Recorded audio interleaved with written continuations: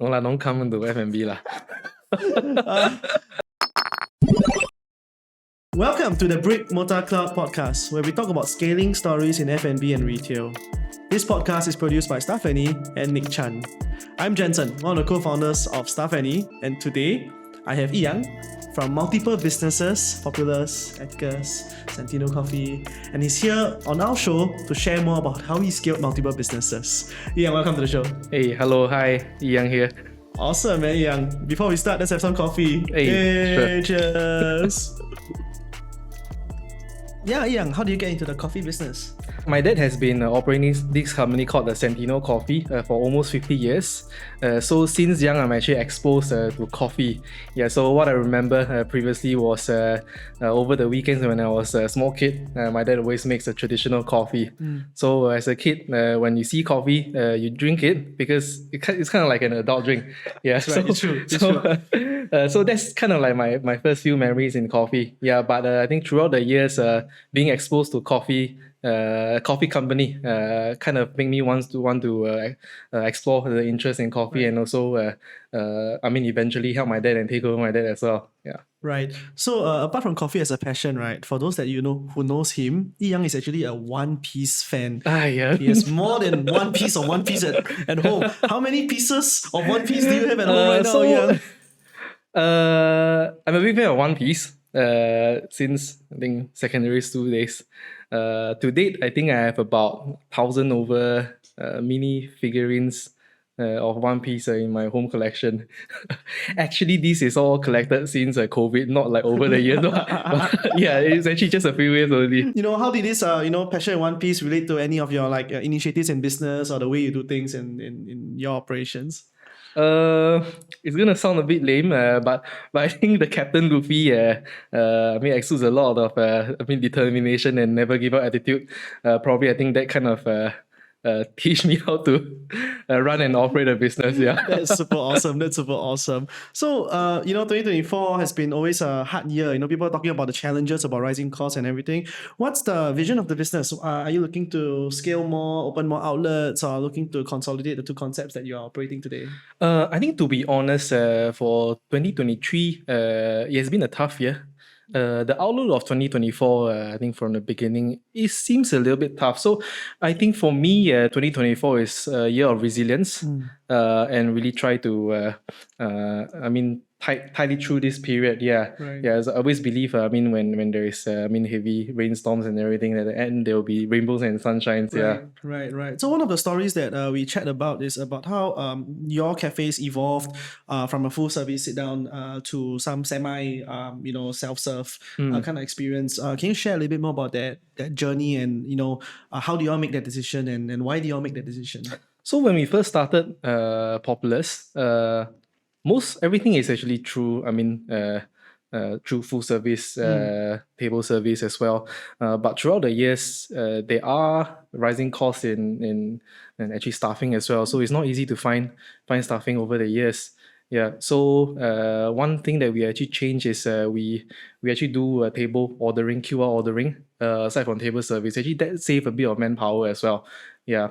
As for management wise, previously, to be honest, all our scheduling is done through Excel spreadsheet or a piece of paper. It really takes a lot of time for the previously me and now the manager.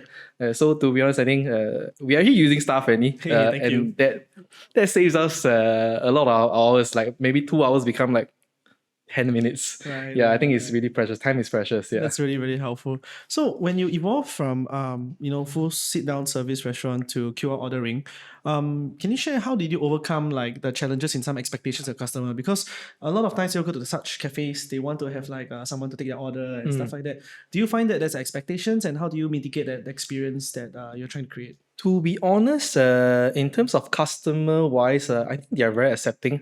It has actually evolved to become a norm in most restaurants and cafes nowadays. Yeah, so I think there's not much expectation that surprisingly actually Right. it didn't backfire, and customers are very accepting that. This is this is what we're doing right now for QR ordering. Right, Yeah. right. So cost management is one of the biggest challenge that you all overcome as a business. Yeah, cost management is huge, man. It's not just staffing costs that increase. Rental cost is up on Also the rise. increasing. Housing rentals are increasing as well, which also translate to rising manpower costs. Ingredient costs has also increased. Yeah, so it's been tough. Yeah. I see. So when you talk about costing, right? Like, what kind of ratios do you try to operate your business with? Because we always hear about magic ratios on Yeah. COGS ratios and labor cost ratios. Do you guys have any like KPIs or metrics that you guys try to chase to operate your business? Yeah, effectively? definitely. So for food costs, previously we were looking at about 25%, 27%.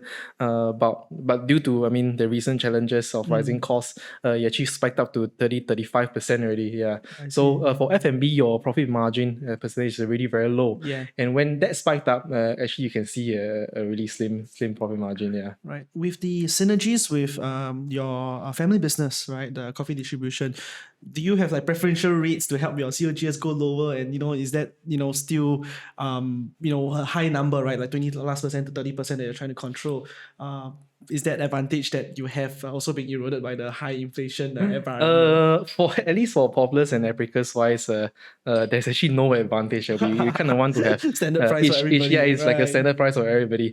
And also for Populus and Apricus, coffee is not the main thing that we're selling. Yeah, there's also food. In Right. fact, food is a even bigger component as compared to coffee. I see, so I I see. don't think there's any I see. any Because preferential rate. most people will think that if you have the supply chain side, then maybe you can have some cost advantage. But as you heard the last episode with Kai from Ahua Kelong, it's not the case. It's not the case because many a time you don't actually manage cost that way. But yeah, thanks for sharing that.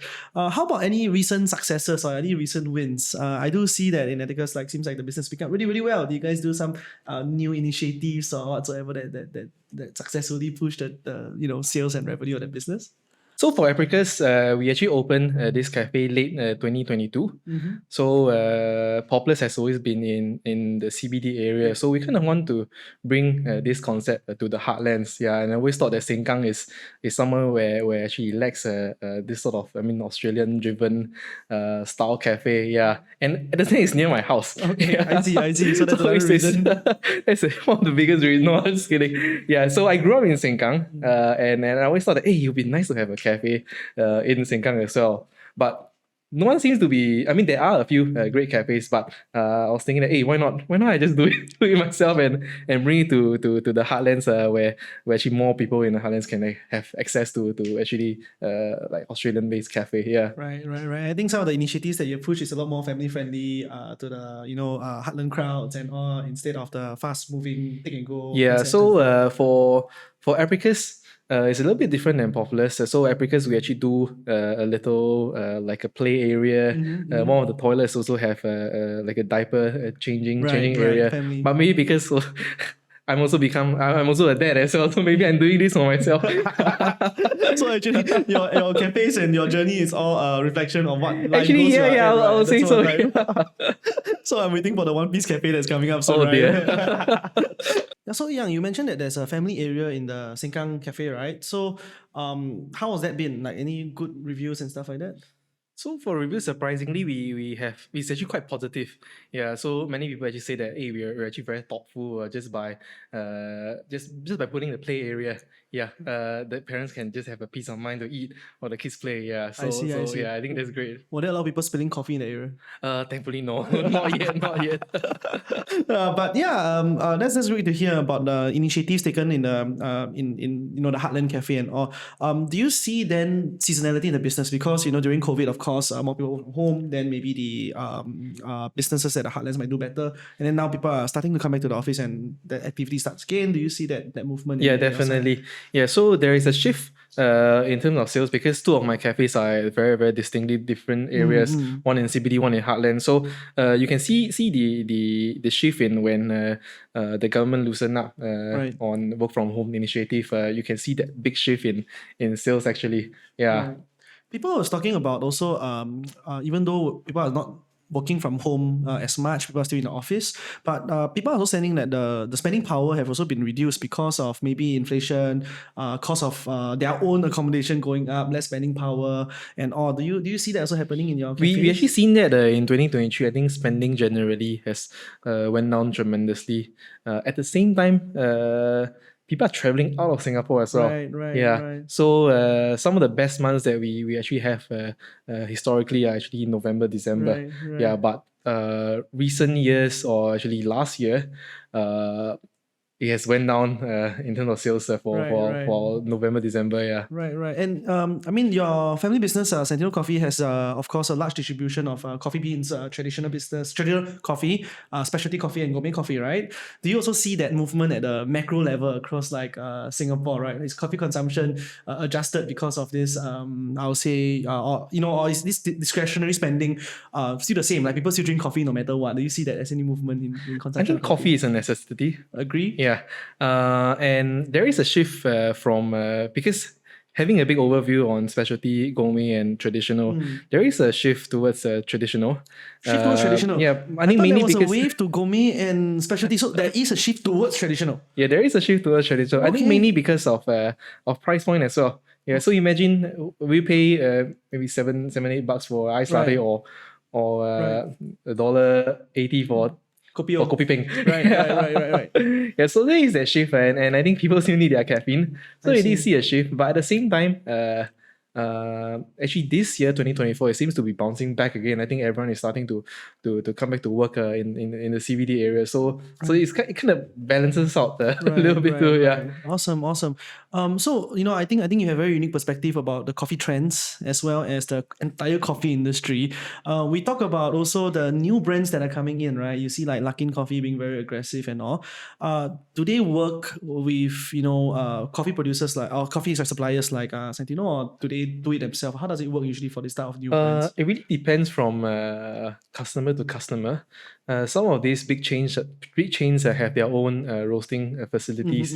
Yeah, then there are some that actually relies on the local roasters as well. Yeah, but most importantly, I think most of them need machines. I see. So machines we definitely. sell them the machines. Got it. Yeah. Then changing the channel from those international chains to people that want to set up their own cafe, right? I think there's a lot of people that have the dream of having their own cafe one Yeah. day. Do they often then collaborate with you guys to say, hey, I want to do my own roast this way, that kind of stuff? Or you see more people either going to roasting themselves or do they buy whatever that you have already roasted? Do you see any trends in that space? So for the independently owned specialty cafes, there's a huge shift in roasting themselves. Yeah, I think that kind of you can tell a story as well. You are closer to the source, and you can kind of be able to speak that story of bean to cup. Right. Yeah, and that's what a lot of independent cafes are adopting right now. Right. How about recent trends also, like in technology, we see that there's something called the Beanless coffee, people trying to do that kind of stuff, right? Like, there's the whole Oat Milk Trend and stuff like that. Have you seen that picking off? How do you find that as a trend so far? So for trends, I mean the Oat Milk Trend is definitely there. Right. So to me, it's we have to embrace trends. Yeah, we have to embrace change, embrace trends, and try not to be too adverse to it. Yeah. Right. Yeah. So I think it's really about embracing it. Yeah. So have you all tried the Beanless coffee? Those like No, meatless beef, those kind of stuff. haven't Beyond tried it Meat yet. and stuff like that. They have like coffee versions of that. Right? Have you all tried? No, haven't tried it yet. Yeah. Got it. But oat milk and alternative kind of milks, coconut milk and stuff, you guys carry a multiple soy milk and the multiple range of that, right? Do you see any split in terms of like current consumption pattern? Are people like 80% still on like normal milk, 20% on almond milk or whatsoever? Like what kind of patterns of milk consumption have you seen? I think the first movement for alternative milk was soy. That was probably about 6-7 or no more than that, about Right. 7-8 years ago. Yeah, but recent years, oat milk has been really the trending milk right now. Yeah, and actually I think for alternative milk, oat milk has already surpassed soy milk about more than 90% already. Wow. Yeah. Okay. How about normal milk versus oat milk? Like what's the ratio? Most people still drinks normal milk. And we are looking at about actually maybe 80% and above. I Yeah, see. at least for my cafes. I see. That's a really good insight. And hopefully for those listening and having your own cafe, you can share if let's say you have a different data point or your customer profile have a different split on that. So yeah, talking about operating a business in Singapore is very difficult. And just now I think at the start of the show you mentioned about certain digitalization efforts that you take, whether is it on the table ordering to like scheduling at hours, which thank you for mentioning. Are there any other initiatives that you take in terms of scaling the business, about making more productivity for all your staff and yourself? So sometimes maybe our Instagram caption we just use ChatGPT. No, just kidding, just So using kidding. AI to help with the copywriting and the Honestly, marketing, that right? saves me a lot of time. Actually, we use it all the time too. So you guys use ChatGPT a lot in terms of like maybe menu writing or whatsoever, or like advertisements. Oh, sorry. No, actually only sometimes on social media posts. Yeah. I see. Apart from that, any other things that you guys recently embarked on? Any other new initiatives, new projects, and stuff like that? So for digitalization, I would think maybe it relates more to Santino. So we're actually building a website and also an e-commerce platform for people to have access to coffees easily. Right. Yeah, because we've seen a big push of consumer wanting to purchase coffee beans online. Yeah, so Directly. actually that's the next initiative that I think we want to push through. Awesome. So it's a bit like direct to consumer. I can choose the beans and everything and send to my place kind of thing. Is there a large MOQ or it's gonna be easy? Yes, yeah. So it'll be easy. Yeah, so it'll be easy for consumers to actually buy direct as well. Yeah. That's awesome. I'm looking forward for it. So, Yang, being someone so deep into the coffee industry, what are some trends that you see in the next few years? So coffee prices has been on the rise due to global warming and climate issues. Yeah, so we may see a bump in coffee prices in the next few years. Yeah, but then again, like what I always say, we have to embrace whatever that is coming. And as a business owner, we try to mitigate the cost and still try to keep our coffee as reasonable as possible. I see. So we're going to move on to our last section of our show, which is the quick fire questions. So I'm going to ask a quick question and you're going to answer really, really quickly. So who is someone in the industry that you learn a lot from? Definitely my dad. I think he's actually the best teacher that I can ever have. Yeah, being so many years in the industry already. What is one piece of advice you wish someone would have given you when you first started out? I started off at a very young age. So in the beginning, there's a lot of self-doubt, not much confidence because a lot of my peers or the staff actually around the same age. Yeah. So I would say in some ways I have to work doubly hard to gain respect from everyone. Yeah. So I will say work hard. Yeah. If your son or daughter would like to join you in this coffee journey, what is one advice you have for them? No, don't come into F&B lah. If you were to dine in your restaurant with me, all right, and then we have two of us and we are very, very hungry, what will you order and what will you order for us to eat and for us to drink? I eat everything. I don't have any dietary constraints. Wow, everything is great, man. Choose something for me. You only have 2 main course, 2 appetizers. Can I have more than that?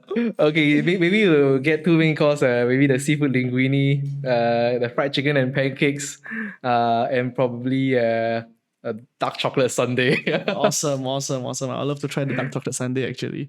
So, there's a lot of people that want to follow you on your journey on both the cafe side of things and the coffee side of things. So, how should most people follow you in the journey? Through my Instagram, I guess. Instagram? All right. Hashtag. Yeah, Yang K. Yeah. Yang K. All right, awesome. So, last question over here is about giving back to society. So, are you willing to offer one, mentorship session with someone that's interested to learn more about the coffee cafe industry in Singapore? Just one. Just one. Okay lah, one only. That's awesome. Yang, thanks so much for offering your time. What's one final word you'd like to share with our listeners in the show? I'll be the king of pirates. King of coffee, you mean? See you around. Thank you, Yang.